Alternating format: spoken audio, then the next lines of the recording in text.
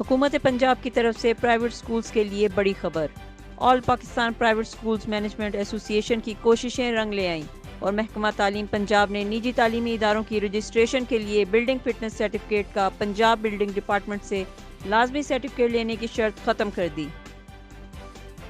سابقہ سسٹم بحال کر دیا گیا جس کے تحت پاکستان انجینئرنگ کونسل کے license holder engineers fitness certificate دینے کے مجاز ہوں گے۔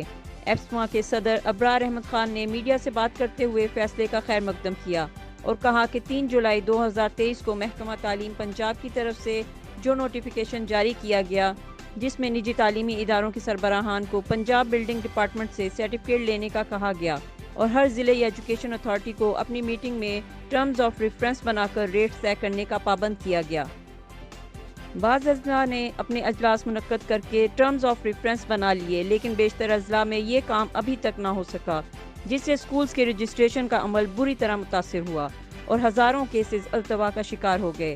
ابرار احمد خان نے کہا کہ آل پاکستان پرائیویٹ سکول مینجمنٹ ایسوسی ایشن نے اس حوالے سے chief secretary Punjab, secretary education Punjab سے ملاقات بھی کی اور تحریری درخواستیں بھی پیش کیں جس میں اپنے شدید قسم کے تحفظات ان کے سامنے رکھے۔ الحمدللہ ایپسما کی کاوشوں سے پنجاب محکمہ تعلیم نے 3 جولائی 2023 کو جاری کردہ نوٹیفیکیشن واپس لے لیا۔ اس اقدام سے پنجاب بھر کے نجی تعلیمی اداروں میں خوشی کی لہر دوڑ گئی۔ ابرار احمد خان نے خاص طور پر سی ای او ایجوکیشن محمد یاسین خان بلوچ کا شکریہ ادا کیا کہ انہوں نے نجی تعلیمی اداروں کے حق میں آواز بلند کی۔